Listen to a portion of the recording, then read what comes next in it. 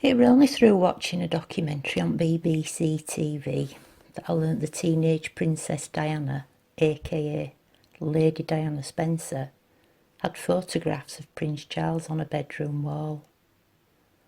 Where others had ABBA posters, Big Ears took pride of place on her Regency handcrafted antique wallpaper and was literally her pin-up. And I could only wonder how the future of the British monarchy would have evolved if only her father, the late Earl Spencer, had had foresight to take her on a jaunt to the local opticians before the inevitable happened. I doubt she would have been nation's sweetheart in a pair of bottle bottoms, but so what? It would have saved her a world of pain. Spookily enough, I've a lot in common with Lady Di. We not only share the same birth name, there's lots of other significant similarities. We share the same birthday, July 1st, 1961. Like her, I failed my O-levels, and my choice in men has always been equally questionable. I also grew up on Sandringham Estate, though mine were a council estate in Leeds, not a country pile in Norfolk, but no matter. I always felt an affinity with my namesake. She always had common touch and would undoubtedly have thrived in our two-bedroom flat with me mum, dad, my three siblings, family dog Spot, hamster Ollie, and numerous goldfish.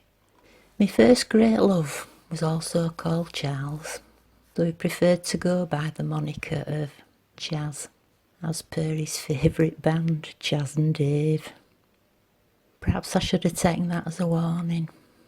But I were 19 and he were 32.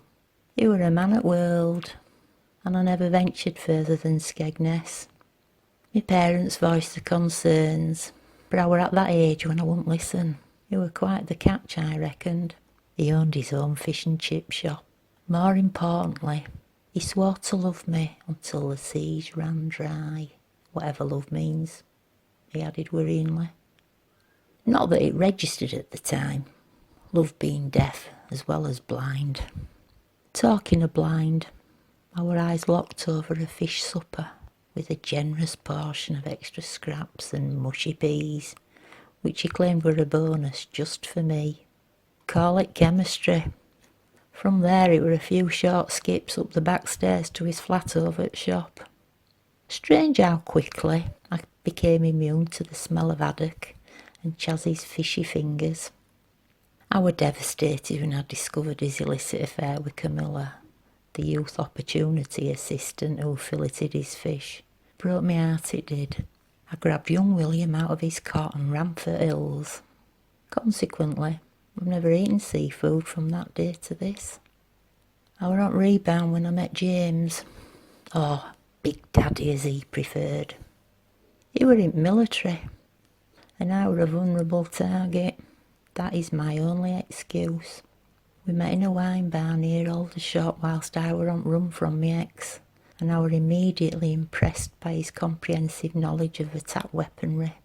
He were 3 sheets to wind when I met him, but I overlooked his alcoholism, because he had the kind of musculature I was sure could protect me. But my judgment were misplaced. He were a cad and a bounder. We embarked on a mad, passionate affair, which, due to his professed allergy to rubber, resulted in my second sprog. To complicate matters further, Chaz, who continued to stalk me, was convinced said second sprog Harry was fruit of his own loins, despite the fact I'd not been the new cod on his block since 1984. It were all an horrible mess. James failed me in my moment of need. He packed up his combats and with his assault weapon between his legs, he beat hasty retreat to his mother's home in Devon, and that were end of that. I were living in a women's hostel around that time. Fortunately they had a creche. I took my first steps towards recovery by going to gym, and that's where I met the other Will the ex-rugby player and second-hand car salesman. He wasn't the brightest, but oh, what a body. We met in mixed sauna when he accidentally let his towel fall open, and the deal was sealed. He were crackers about me, were Will. Unfortunately, his wife would just crackers. Let me state for record, I had no idea he was married. I've been on the other side of that equation and would not have knowingly gone there. He, however, conveniently forgot to mention it until I got a brick through my window with her threatening to chop off his bits and to make my life a living hell. I'd had enough of drama by this stage. I thought if I didn't get it sorted, I'd end up on Jeremy Kyle. So I had to move on again.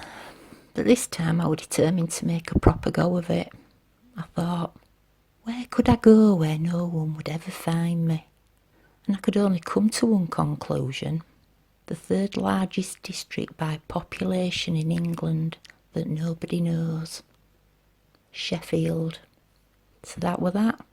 Moved me and kids to the Socialist Republic of South Yorkshire, changed my name to Diana Windsor and started again from scratch. And that's where similarities between me and my namesake diverge, thankfully.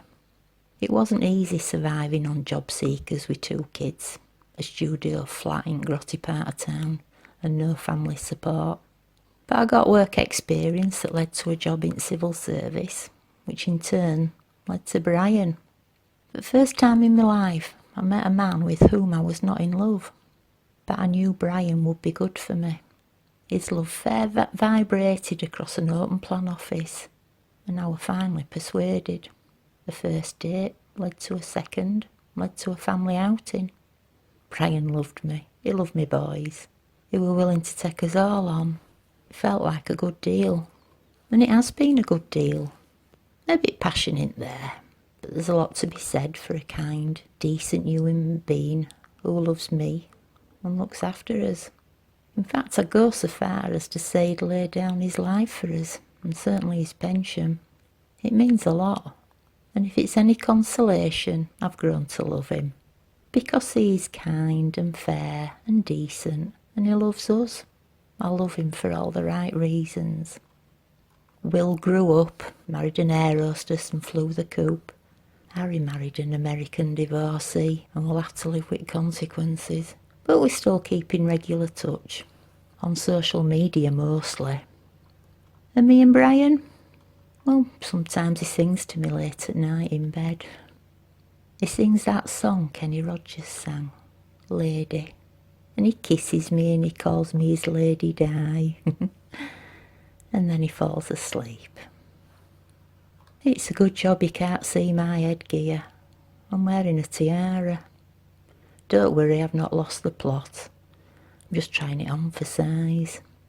Brian's producing local Amdram Panto and he's wrote me in as fairy godmother. He's a man of simple tastes, but he's quite artistic on the quiet. He's my joy.